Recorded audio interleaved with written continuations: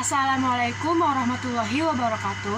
Perkenalkan, nama saya Ninda Kamila Julianti dari Program Studi Pendidikan Bahasa dan Sastra Indonesia kelas ABI semester 4. Di sini saya akan membawakan sebuah dongeng yang berjudul Si Kancil Mencuri Mentimun. Penasaran bagaimana ceritanya? Simak video berikut. Di suatu hari diceritakanlah si kancil yang cerdik sedang berjalan-jalan keluar hutan menuju arah perkebunan milik Patani. Dengan seketika langkah sang kancil terhenti karena melihat kebun petani yang sangat subur dan buah mentimun yang sangat lebat dan segar. Si kancil berbicara sendiri, "Wah, mentimunnya segar, kayaknya enak kalau dimakan dan menghilangkan rasa hausku." Bergegaslah si kancil mendekat ke kebun mentimun itu sambil mengamati sekeliling kebun itu. Aman kayaknya, ujar sang kancil. Tibalah di kebun mentimun, tak lama-lama lagi sang kancil mengambil mentimun yang besar dan segar-segar, lalu dimakannya. "Aduh, yang ini kok kurang enak ya. Coba yang satu lagi, kelihatannya besar dan kayaknya enak kalau dimakan." Kancil mengambil mentimun-mentimun yang ada di sekitarnya. Setelah kenyang dan mengambil beberapa mentimun untuk dibawa pulang ke hutan. Kemudian si kancil itu pergi bergegas. Perbuatan itu terus diulangi keesokan harinya. Di pagi itu, si kancil mencuri kembali mentimun milik Patani. Kemudian si kancil berbicara, "Aku punya tempat makanan banyak, jadi tidak usah capek-capek lagi mencari makanan kemana-mana. Besok saya akan kembali untuk mengambil mentimun ini," ujar si kancil sambil pulang dengan perut kenyang. Pak Tani sangat marah sekali melihat mentimunnya banyak yang hilang telah dicuri. Kemudian Pak Tani pun mencari akal untuk menangkap si pencuri mentimunnya tersebut. Sambil istirahat, dia berpikir bagaimana caranya untuk menangkap pencuri tersebut.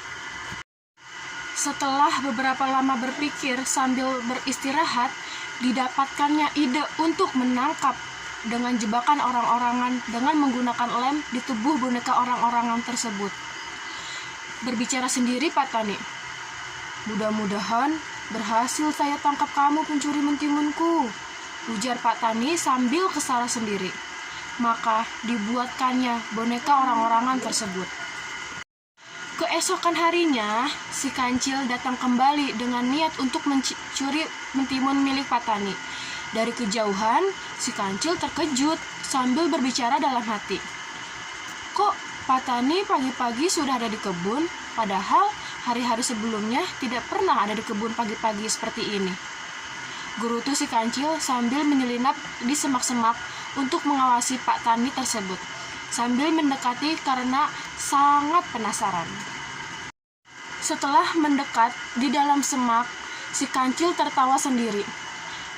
"Emang saya bodoh Pak Tani membuat boneka orang-orangan.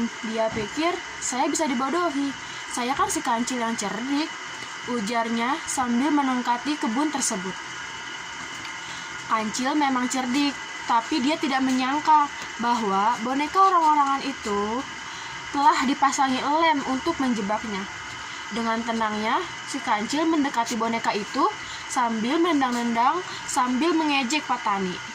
Tapi siapa sangka, kaki si kancil satu persatu tidak bisa dilepaskan yang telah menempel di boneka orang-orangan itu. Si kancil sangat kaget dan dia terperangkap di boneka tersebut. Kemudian datanglah Pak Tani tersebut. Dengan senang dan sangat kesal, dia memergoki si kancil yang sudah terperangkap di boneka orang-orangan yang telah dibuatnya. Ditangkaplah si kancil dan dibawa ke rumahnya untuk dikurung. Malangnya si kancil yang telah tertangkap oleh Pak Tani dan dikurunglah dia. Malam hari kancil berpikir untuk mencari cara agar bisa kabur dari kurungannya. Si kancil yang cerdik kemudian mendapatkan cara untuk lolos dari kurungannya.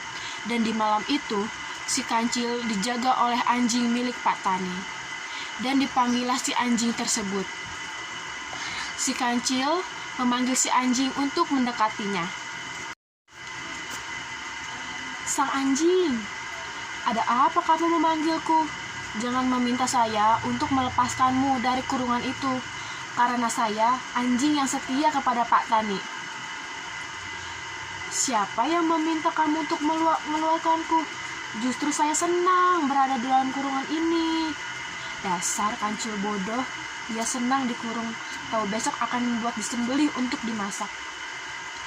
Kamu salah anjing, saya dikurung bukan untuk disembelih, melainkan saya akan dinikahkan oleh Pak Tani kepada anaknya yang cantik jelita. Kamu bohong, kamu mau menipu saya. Ya sudah, kalau kamu tidak mau mendapat anak Pak Tani yang cantik itu, biar aku saja yang akan menikahinya. Sambil berpikir dan menebak-nebak, dia sedikit-sedikit terpengaruh oleh omongan si kancil. Dan mendekatlah si anjing kepada si kancil. Benarkah begitu? Besok kamu akan dinikahkan sama anak petani yang cantik itu? Benarlah anjing. Masa saya berani membohongi kamu, anjing yang besar dan kuat? Si anjing dengan tidak sabar karena terayu oleh si kancil. Ya sudah, kalau begitu tukar, biar saya yang di dalam kurungan dan kamu pergi cepat jauh-jauh dari sini. Maka bertukarlah dan dibukakanlah kunci kurungan itu oleh sang anjing. Setelah anjing masuk ke dalam, maka si kancil menguncikannya kembali sambil dia lari dan ketawa-ketawa. Kamu tertipu anjing. Sebenarnya omongan itu saya bohong. Berlarilah kancil sambil bahagia. Itulah kisah si kancil mencuri mentimun. Pesan moral yang bisa kita ambil, janganlah kita melakukan kejahatan, karena sepandai-pandainya kita, suatu hari akan ketahuan. Dan janganlah berpikir pendek, berpikirlah sebelum melakukan perbuatan seperti yang diperbuat oleh sang anjing. Terima kasih. Wassalamualaikum warahmatullahi wabarakatuh.